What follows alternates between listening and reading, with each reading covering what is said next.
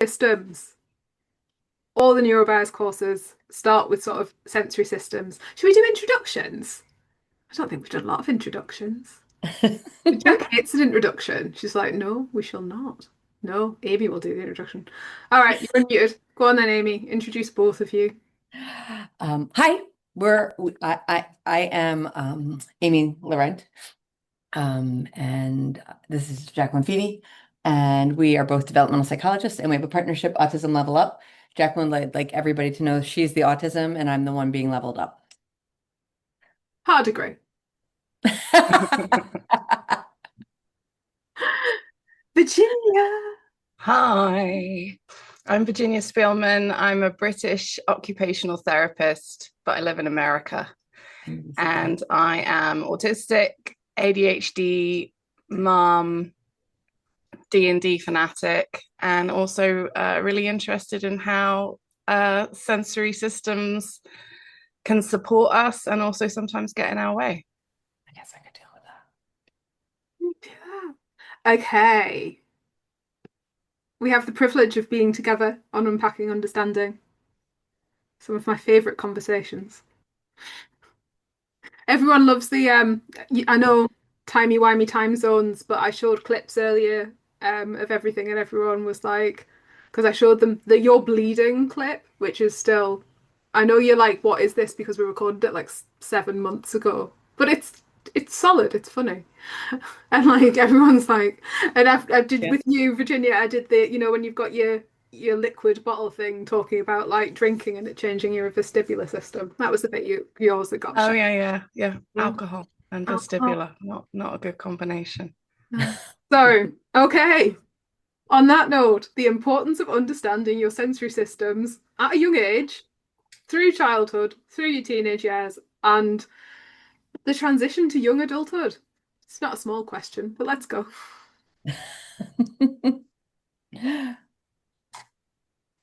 Who's taking the lead? You. Go. Um, Sensory is how we perceive the world. It's how we experience everything. Jacqueline's got to turn lights on.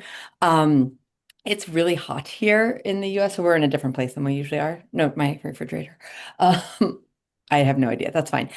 So I would say sensory is everything. And so I think just helping for all young people from a very young age understand what feels good in their bodies and what doesn't feel good in their bodies, what their bodies crave, what their bodies don't seek, is a really important way to help people start to navigate the world. And I think for sensory systems that are heightened in some ways, have processing differences, being able to empower somebody with that knowledge becomes even more richly important to do. Yeah, I think sensory is the first thing we have access to. Yeah. So when we pop out of the womb as little aliens, the only like regulatory strategies we have access to are sensory motor in nature. Some of those are active strategies, some of those are more passive, but that's what we have access to. And it's the only one that sticks with us our whole across the entire lifespan. We gain access to like information and routine and metacognitive strategies as we develop and as we go along, but sensory is with us for the entire lifespan. So understanding it is so powerful because it's one thing that we always have access to. Right. And so it's kind of these two sides of the same question, right? One is just the sensory is how we experience the world, and then sensory is also how we can regulate in the world. So empowering somebody with that knowledge, I mean, like everybody needs that. Yes, that's what we'll start with. Virginia? Yeah, I mean, I love that, and the really clear way of explaining that it's kind of everything. It's foundational. It's woven through every aspect of life, and so how we make sense of what we sense is really important. One of the biggest challenges is that there's sort of this one size fits all approach to helping people with that or paying any attention to it at all. And so, when you make sense of the world a bit differently in your body than maybe the way the world is designed, being more intentional around that, and like being really understanding my own body, and then really understanding how my body interacts with the world becomes really, really important. But we have this sort of weird culture where we put things in little pots. It's like we think life is tapas or something. So, like here's sensory, and here's cognition and learning, and here's this, and here's emotions. And we think that they don't overlap. And we do that with sensory too. We do like, here's tactile, here's the vestibular system, here's proprioception. And it's not a tapas meal. It's really more of is it a casserole? I don't know. Is it rhubarb crumble? But it's all in one pot in layers, and so we're not very good at being in our bodies and helping each other to be in our bodies. I say that very aware that Jac is probably exquisitely good at being in their body, because they are a very athletic person, and I've admired that from a distance and been jealous for a long time. But as culturally, I mean we're not very good at it, and we're not very good at, we get these big expensive research studies that say, oh, being in your body is important for learning, like amazing. And it's like, okay, yeah, I mean, why are we paying millions of dollars of research to just have someone go, you should have listened to your great grandma, and you should be listening to indigenous cultures and weird things like that. So, sensation is everything, and how you make sense of what you sense helps you be the boss of your body, and that helps you create change in the world on your own terms instead of sort of being hijacked by things. So why is it important? It's important because it helps us look after ourselves, be who we want to be in the world, and interact with the world on our own terms. So That's really my TED talk. live fully, right? Like really live as who we are and be fully present. Like sensory processing is all about being present. And making sense. That sort of meaning making is what it gets called in like academia and healthcare circles and stuff, right? How we make meaning. It's how we make sense of what we sense. It's based on our previous experiences as well, very, very much. But the raw data is sensory. And I loved that example of like the first minutes of life outside the womb, skin to skin. Is that sensory, or is it emotional? Is it tactile? Is it proprioceptive? Is it social? It's all of the above, right? And so yeah, because we're not experiencing the world in tapas or boxes, right, in little compartments. Yeah, compartments. I haven't had enough coffee. That's a great word. Ed suggested soup, but okay. Soups, yeah. Questionable as an analogy. I think one of the things that comes to me, because I think there was a message slightly up the chat about how everyone should be sort of, and you need to remember quite a lot of our audience is in the UK, and OTs are like hen's teeth, and good OTs are like some sort of golden goose situation. And they're like, it's entirely wrong that you don't immediately get a sensory assessment after or with your diagnosis. Now, on one hand, I entirely agree.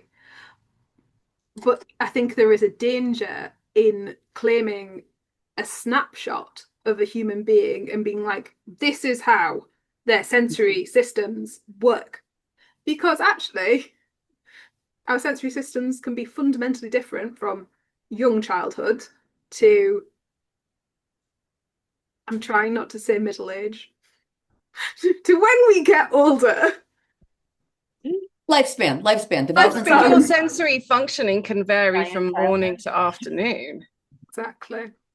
So it's like if we started with really richly trying to understand the way each individual makes sense of what they sense, right? And experiences the world as if it's embarking on a journey with no with no end point, right? Like you're never going to have the sensory profile nailed down because life and environment and things like that. So, but at least sort of going, this is important and this is something you're going to be wanting to be intentional about moving forward. That would be grand. I think one of the things that's interesting to think about is you'll often say in your childhood that you didn't know things were different for different people. You just assumed everybody had the same kind of No, experiences. I didn't think about any of that. Well, I know. And I didn't think about, I didn't compare. I right, didn't think about even comparing what I was experiencing to anyone else. right. But now, Yeah. like you'll say that you would say that you wouldn't have I wouldn't have thought that I anybody's would have experience thought was different. I would have thought that I don't know. I wouldn't have thought about it at all, so it's hard to say. I Right. think about a conversation you had in Unpacking Understanding. You talked about how you did a lot of throwing yourself about, which is like a sensory need that you have. And I think, did you do football, karate, both? I did football for my whole life as a goalkeeper, and I do jujitsu now. Yeah. And that is the socially acceptable way to chuck your body on the floor. Exactly. Chuck. Chuck. Yeah, Check a child. chuck a child. I said that in a training yesterday. I named yesterday International Chuck a Child Day because I was talking about my mother throwing me around as a kid and my path as a goalkeeper and throwing myself into the ground hundreds and hundreds of times a day and people being like, yeah, that's good. Keep doing that. And I think of in other contexts how many people get shut off from the system that they know inherently, even if they can't reflect on it, talk about it, but inherently they know it feeds a need for them and it looks different to someone else. And so it gets shut down. Maybe it looks dangerous to someone else Right. and it gets shut down. So yeah, if you don't get to use that system that is so powerful for you at that time in your life or across your entire development, that I think it's gonna take a toll. Mm. And it's important that we're not trying to correct everyone onto a linear path, because in a very similar way, in Unpacking Understanding conversations, Virginia talks about like going off to read books in quiet and stillness. And you talk a lot about being quite still as a young person and having that sort of that quiet and relaxing space. And then if somebody had come along and been like, no, you need to chuck yourself all over the ground, like Jack, Right. you would Or not. if it's exactly the same. If someone told me I You have to can't sit. do that and I need to sit and read, which reading is very challenging for me, a lot because of the sitting and because of some other things, it would be horrible. So yeah, the people need to people need to have the ability to figure out what works for them. And we need to trust people too, to know that they do indeed actually have the capacity to know what works for them. We say all the time, we go into kindergartens, and teachers will believe that students can't do this on their own, but if we give them a lesson to do, asking them what it looks like when they're engaged with their learning, they have answers. They have answers about wrapping their feet around the desk and the people that they work better with, and they want to be outside and they do better in this situation. They have tons of answers. So, really exploring and letting people go down their own path is critical. Earlier on today, I was asking some other panelists about their niche hobbies. So actually, if we're thinking about that and thinking about knowing yourself, obviously we've talked about goalkeepers in younghood and taekwondo now. Amy, do you want to share your niche hobby? I love aerial yoga. Yoga in general, but aerial is if I've got the opportunity to be upside down, I am quite gruntled and content. And all better because the pressure of the sling around me. Yeah, it's a beautiful combination for me. Did you just use gruntled? Yeah, Yes. gruntled. That's my favorite now. That's great. Thank you for that gift. Yeah. We like to say, don't diss my gruntle. Oh, I'm We happy. we People do actually it all the time, right? Dissing gruntles. It's in unpacking understanding gruntled. Gruntled is now part Sure. part we of the had language. Yeah. we had shirts made, Virginia. Maybe we should send you one that says "Don't diss my gruntle." Yeah. Oh, okay. I mean, I'll pay for it. What about you, Virginia? Hobby? My niche is a bit inaccessible to me at the moment because I'm having some sort of hypermobile Ehlers-Danlos flare, something dysautonomia, blah blah blah, all the fun things. But I have so much joy when I'm able to do Pilates on a reformer and just I can't do cardio. I used to love doing like in the UK the what is it? It wasn't boxercise, but it was body combat classes and stuff like that when I could do cardio. But yeah, Pilates on the reformer for me, like 4 times a week in the intensive class was just joy. It was just, and I would feel so, yeah, it just felt wonderful. At the moment, I have to be pretty passive. I do have a swing in my backyard that's like a little pod, or a very large pod that 3 people can sit in, and it's suspended from a single point, and it's got like cushions, and I bring out my weighted blanket and my Kindle, and it's just lovely. And then I can be in nature and get a little swinging in, and then of course the whole family sort of comes out and sits around me and makes noise. But that's what happens when you try to escape people. Yeah. Hey. You know Oh, that. I know that. Funnily enough, there's already been a conversation about how many of us on the panel know that. Okay. Let's let's think about. So I shared the research earlier on today, and I think something that I very much pointed out was that the average age of the young people in the research was 10. They weren't teenagers, they weren't adolescents, and quite a significant amount of them were 8. So average age was 10 and 5, and they, you were talking about, well, you called it kindergarten. Here we would call it reception. We are, conversations about very, very small young humans who know. They don't necessarily have the language, they don't necessarily have the words, but they know fundamentally what their body needs, and they also have quite a good conceptualization about whether they are allowed, society-wise, to access it or not.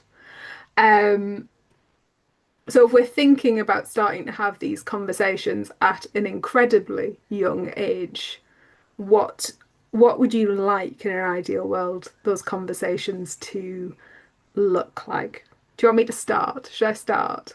I have a bit of a thing, and I think it's partly like because I don't know, forest school, or the fact that my young people also do aerial and wall climbing and various degrees of quite high adrenaline, possibly dangerous activities. And my favourite thing is, what's the plan? Which I tend to say, what's the plan when it looks like, potential concussion slash death is about to like occur. And it never does because they're incredibly strong, they're incredibly aware of their body, they know what they can do, and we are yet to have a situation where they have been 20 foot in the air and fallen. But my favourite thing is what's the plan? And I also, less so for me than my husband, because my husband is a lot more like, why is she 20 foot up in the air? I am slightly more chill about that. I think possibly because I was also the child that was 20 foot up in the air, and I am, touch wood, yet to have a broken bone. Um, but that sort of that holding yourself and that space and having that calm conversation about what they're doing with their body, even if really deep down you might actually be quite distressed by it.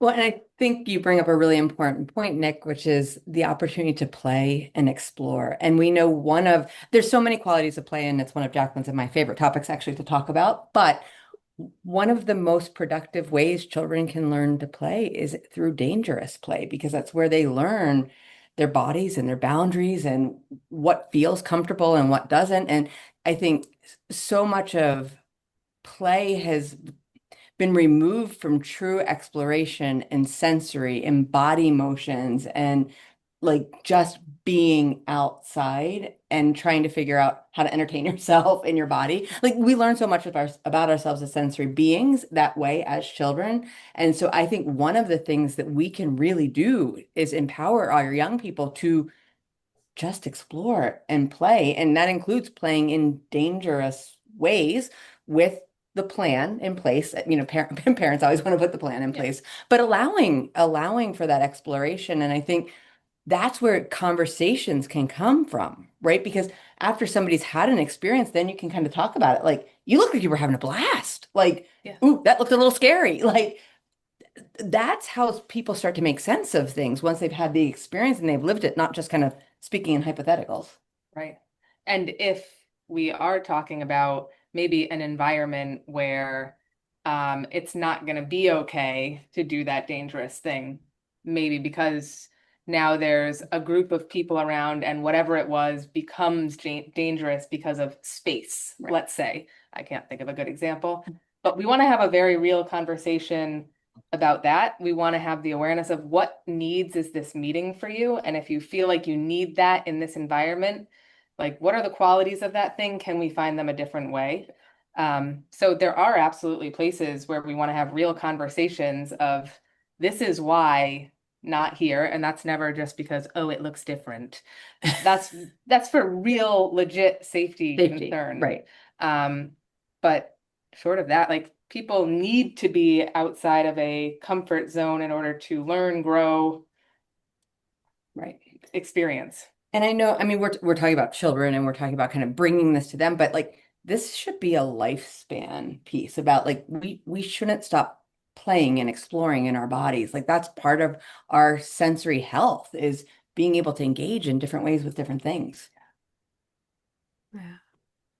I love that. I think I just want to emphasize that like so this idea of like allowing people to sort of safely take risks is a really big deal. And we often, what happens in childcare and healthcare is that we overly sanitize childhoods. And so, you know, where are the places where our kids get to safely fail? And then use that data, make sense of that data to sort of level up what they know about the world and themselves and those pieces, right? So I think there's this piece as well of like there's another piece that I wish we would do actually in childhood, which is again like if we think about it's not tapas, right? It's like we do let's do sensory play. Let's do a sensory play group. And really it's just a messy play group. Right. Yes. Or it's like, let's do, we're going to be sensory today. And I've also seen like people sell things. I'm selling this sensory swing. And it's like, again, like it's one sensory system that's being targeted or whatever. And I think just like recognizing the richness of the sensory world.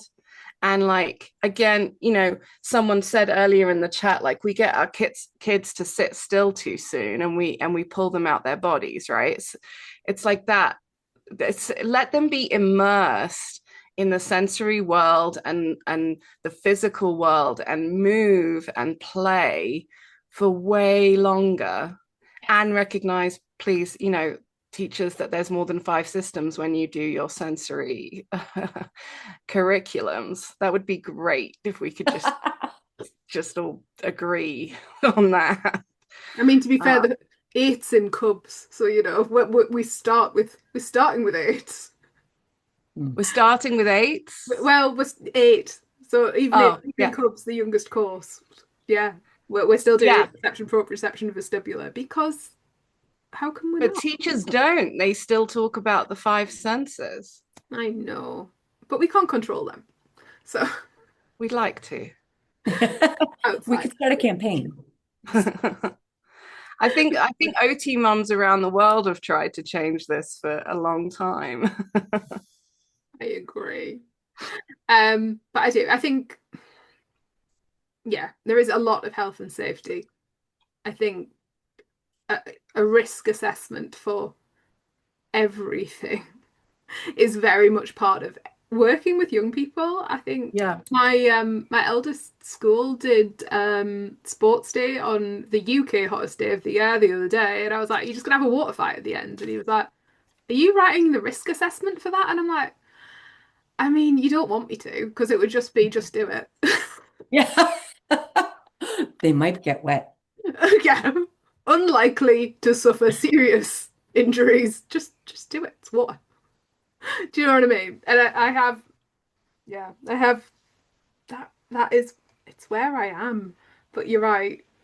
We don't necessarily let them take enough risks to be in their body, and it is definitely not balanced with how many hours we expect them to conform to sitting, listening, in a certain manner, in a certain way, from tiny people. In the UK, it's 2-year-olds are starting like a school-based system because it's funded. And they are expected to sit, cross-legged on a carpet, not for ages, but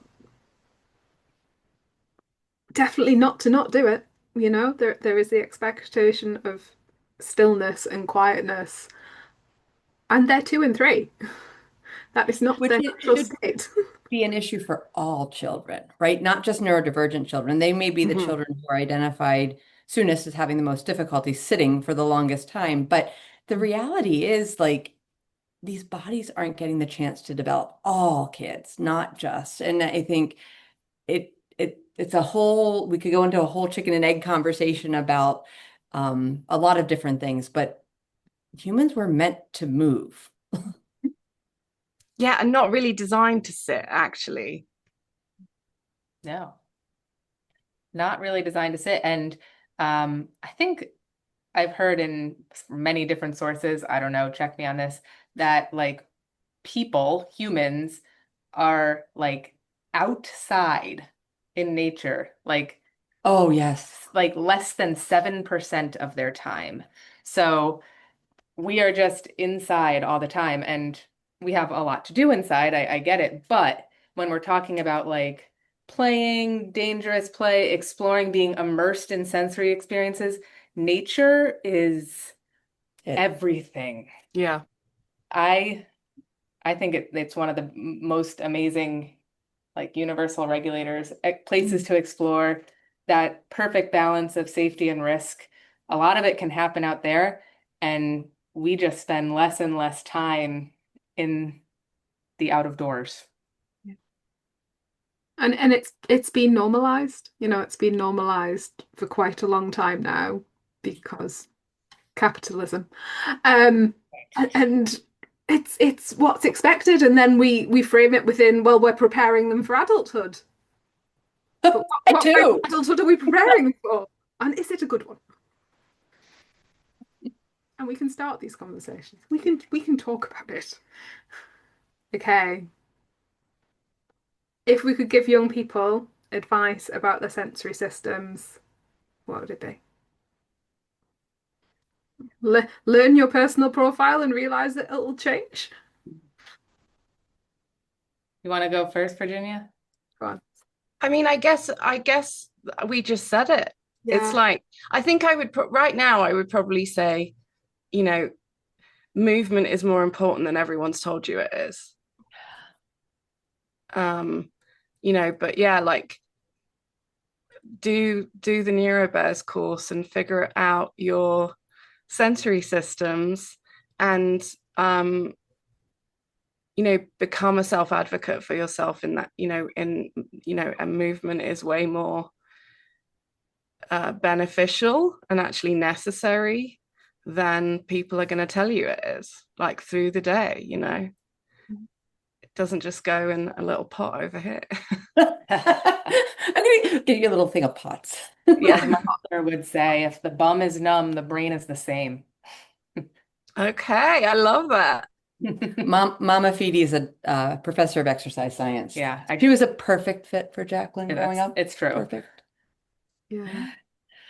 Um, I think, Virginia, just building on what you said, one of the things Jacqueline and I say all the time is self-knowledge leads to self-understanding, which leads to self-advocacy. So helping empower our young people in those areas of self-knowledge and moving that into self-understanding, helping have the conversations about fluidity, that like things aren't always the same. Like I always use the example, like if I had to say, am I sensitive to sound? I would say, if I have to say yes or no as a binary, I'd have to say yes. But if I don't have to say it as a binary, I'm going to tell you when I wake up first thing in the morning and I put my headphones in my ears and I'm going for a run or I'm doing some sort of row or exercise, that music is blaring and it is so organizing and so regulating for me. And most people would say, oh, but you're sensitive to sound. Okay, that's at 10 o'clock at night when somebody has a TV on over 10, the sound volume of 10, and I've had to process an entire day of sound. Or there's chewing at the dinner table. Or, like, I mean, I have all of these different pockets, but there are places where sound is extremely wonderful and pleasurable, and I'm seeking it. And there's places where I'm not. And helping a young person understand, and that's not even huge nuance, but that level of nuance or differentiation is also so important. We don't want to just like label something as like, oh, you're sensitive to sound. Oh, you don't like touch. Right. The same system that Mhm. gets easily overwhelmed can be the system that also most quickly and effectively regulates when you have control of the thing and it's predictable to you. I would just add on to what you guys have already said, that go with what you feel is right. Yeah, there's tons of people and people have awesome intentions, and there are people that will give you fantastic guidance of things you can try and different things that might work for them or other people. And if it feels good to you, awesome. And if it doesn't, you're right. Like you lead this process and you get to say like, that's yuck. It might bring my energy up regularly and reliably, but it's yuck and I'm never going to use it. Or you get to say, this is a great fit for me right now. I'm using that. That's a tool. And I just love to say like the only norm is difference. So the more we make this whole process seen in classrooms, in schools, in community settings, the more normal it is that it's just like, oh yeah, of course they're doing something different than I am to get the same information. That's how this works. We love the yuck, okay, and awesome scale. We are all in on that. Letting a young person tell us what's happening in that moment. And it can be not only can be different for day, but so individual. So I often talk about these because I have these everywhere, anywhere. Yeah, They're yeah, like little spiky ring things. yeah. And I spend a lot of time with Kieran Rose, and I regularly sort of leave them around his house and or vicinity, and he can't touch them. Like I can't tell you how much he hates these things. He's picking them up with tweezers. Um, I would love to say I do it deliberately just to wind him up, but I don't. And it's so individual, and I think I think in Unpacking Understanding we talk about sort of this idea of like an etch a sketch sort of Mm. sensory thing that you can do where you do it and it'll reset you. And if you can figure out that early doors, like we're winning, but hanging upside down, a gorge walk. Mm. That's where I am. If I need a reset, there is rocks, flowing water, and trees half an hour up the road from me, and that's where I need to be. And I need to go and I need to do it, and I need to prioritize it over everything else. And that's it's difficult when you're young, obviously, because you don't have that level of autonomy. Um, but even just knowing, you know, it's a start. You can ask. Um, okay. We'll do the next, and I might ask because Hope and Zed have had quite a lot of thing in the chat. So my perfect environments are often outside, rocks, running water, trees, preferably. And when I can't have them, I'm surrounded by rainbows and a lot of green walls. So we can pretend. Um, what's your perfect environment, Virginia? I think my swing is pretty cool. I like my swing. It's a ridiculously wonderful and expensive swing that was sort of arrived my way by accident. But it's outside, there's Colorado weather's pretty amazing. So, there's a lot of sunshine. So I think that, but my catchphrase about normal is about normalizing accommodations in the environment. We were at a summit recently, the Star Institute Virtual Summit, where I think it was Jac and Amy that pointed out. It may have been more people as well, though, that accommodations, actually the word accommodations is still like it's a bit unhelpful because it's like, the things that help you be different. And I guess that's not what I mean. I say I want to normalize accommodations, not people. That's my phrase. And it's a similar energy to the only normal is different, right? It's like environments that are flexible, environments that have options, and environments so, and that can be dynamic, right? So like that's so the opposite of what we've built in our culture, and it, just think about a classroom, like it's a pretty fixed situation, but like just starting to go back to, environments where we have options and we can bring in more natural light, we can dim the lights, we can stand to work, we can be outside, all of those different things. And I think dynamic and flexible environments are something we should all aspire to. I agree. Zed, did you put your hand up before? Yeah, yes, if anybody wanted to share this, I'll put my hand up. No. So I quite like being in my room and my shed. My room particularly because I do struggle with chronic pain issues of being like flat or like in a nest of pillows and plushies. You might have seen the giant bear in front of me. He is not the only one. I have a plush down with how much I love the sensory of the plushies, but it's taking over the entire house. There's a point. But I also like being on my aerial equipment, so I guess it's somewhere that's like quiet where I have access to stuff like my laptop and my phone. Because I think I've said it on a previous bit, I can't remember where, but like I always like having my phone bag with us because it makes me feel more safe. Even like if I don't touch them at all, I could not open that bag. I could not look at my phone for the entire time I'm there. But just like having them helps me feel better as well. Um, and also musical theatre, I like being in there, I like sitting down and seeing something that plays to my interests and go looking at the text and going, hey, I learned about that on my tech course. That's actually this type of light, and it's probably Q 157 of this show. Uh, and also like that's probably operated by a person instead of automatic because it's following them in this way. So spaces where I can like really focus on my interests, but also have opportunities for proper reception which I get by my aerial, but also space to rest. So insightful. Oh, poor pot, Emma. What are you It's Hope. Okay. And so like I knew my like sort of sensory needs and how to sort of advocate for them when I was younger, but it wasn't really listened to like at school.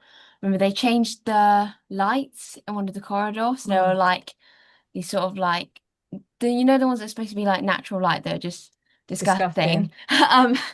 So I didn't want to walk through the hallway where they changed those lights. So I used to go a different way around the school and I try and tell them like the lights are hurting my head, I can't go that way.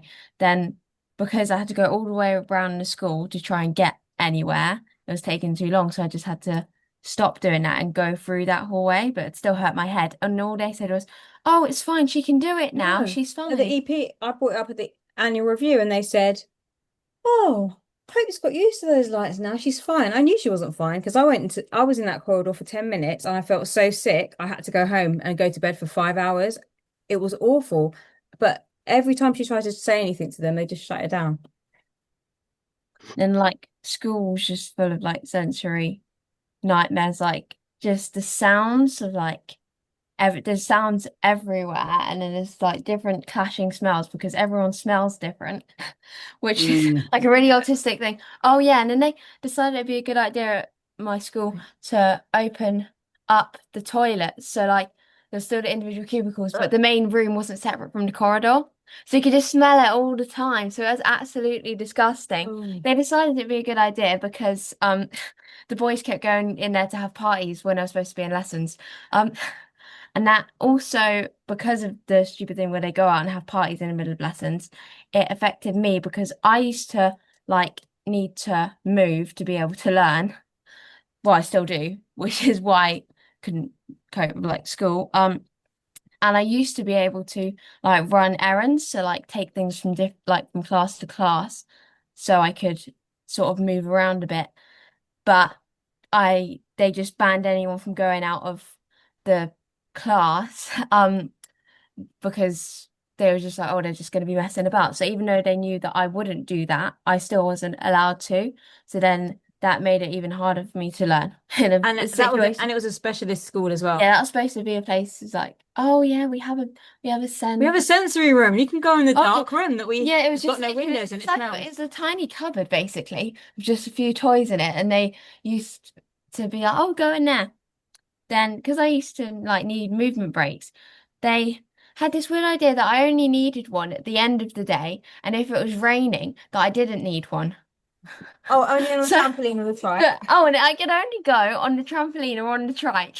So my sensory breaks would be only once at the end of the day. I had to bring another child with me. When you completed your work. Yeah, once we've completed our work, we can go outside. So how the heck are we supposed to do it if we need to move to regulate so we can do our work? It's a To vicious work. circle.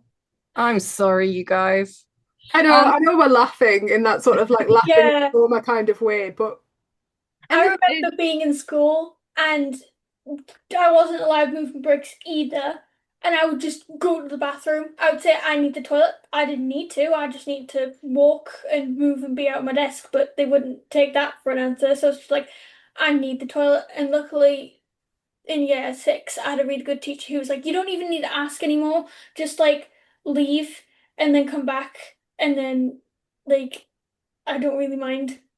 So what's the perfect place for you guys to do work, to learn and work? What does it look like if you built your own, don't even call it a classroom, your own space to learn and work? What would it look I remember like? I designed that like when I was Yeah, for the EP that didn't listen. I don't even remember how old I was. You Like, is it 6. be like lots of sort of like big grounds for like playing in, like grass, outdoor area, and like trees and different things to climb.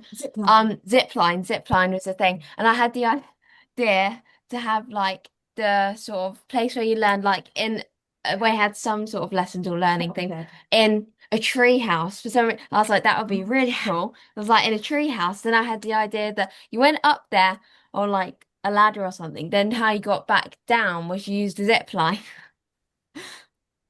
But I think just anything sort of where there's like outdoor spaces, like outdoor is just like easier to learn in, because for me it's less stressful, because like when I'm inside somewhere it's like closed in, the smells seem stronger because it's like all sort of like closed in, the lights and all the sound is different, whereas outside it seems a bit less noisy, even if there is like, if you're in a place that's not really loud, like if you, as long as you're not next to a really loud main road where there's people moving their cars, it seems not as noisy.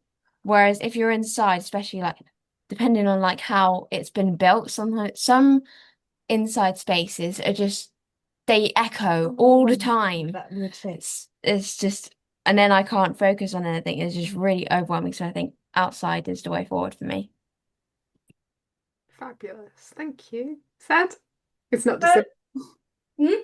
It's not dissimilar. It's not dissimilar at all. So, kind of based on my current co-education needs. So, I currently do most of my lessons via one-to-one, but I think if I did have small classes, that would still be all right.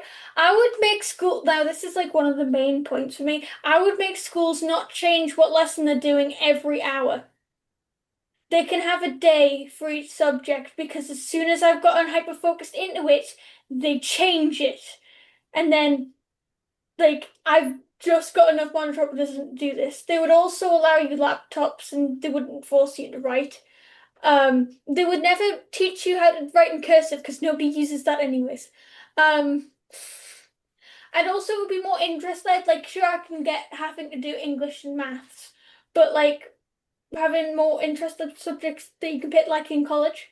Because I currently do interest led, and I've done my English, which to be fair was not interest led. It was spite, as I will keep saying for the rest of my life. I did maths, I did biology, and I did psychology. So I still have enough GCSEs to get into college as well from being interest led. And I think it's really important because like the stuff you're never going to be using in school. I've forgotten 50% of it. Oh, the only thing I can really remember that they taught me was fractions. That's about it. Meanwhile, out here I can remember most of the things that I taught, like the mitochondria is powerhouse of the cell. Never So- leaving your brain, is it? What? It's never leaving your brain. It's never leaving my brain. It's in there. It's in there now. And so is the ability to analyze texts in poetry. Not by choice, though. I have to say, Zed hit very lucky with the English GCSE exam this a few weeks back, because the large mark question was actually, should education be done in an outside environment, and what are the benefits to your well-being? And I was like, you couldn't have paid for that For a better question. question. It was like, should schools have outdoor spaces that you should be able to visit? Write an article about this. And I was like, I have been blessed. I literally like screamed in the exam room. I did it in a private room because like it's mainly for other people's benefit because I talk a lot and have tics. So I was in my own room with an invigilator on my laptop. I was like, oh God, I'm running out of like time for this segment. Do I like, and like I might need more time for the last question if it's something like write a newspaper on why, I don't know, trains should be called Susan. So I flipped back to the last question. I was like, oh my God. I choked on my own spit. My invigilator was very concerned. I'm just having a realization that Amy and Jac have never met, Zed. Amy, Jac said, my Zed. I'm quite enjoying that. And all the insights. Yes. Okay, Emma, Hope we've only got a minute or two. Go. So just gonna say, like how when it's like, oh, like Gomez was saying earlier, like sensory swing, sensory play, sensory something. It's like if everything is sensory, is it even anything? Because like they try and tack it onto everything if they like for marketing purposes, but you wouldn't advertise like it's a swimming pool with oxygen. It's a park with oxygen. It's a house with oxygen. You wouldn't say that because it's just obvious it's going to be there. Sensory is everywhere because it's how you interpret the world. So you can't really separate it. So to just market it, use it like for marketing purposes, is just ridiculous. Okay, we're gonna go for a break. I want to say how like blessed I feel to have all of you here, but I just want to point out the young people who are killing it. Absolutely. sure. Thank you, Virginia, Amy, Jac. I really appreciate you spending some time with me this afternoon. We are going to have another break. And then I'm going to sort of share stuff across all courses with you, which is possibly where I should have started, but actually maybe it's the bottom-up model all along.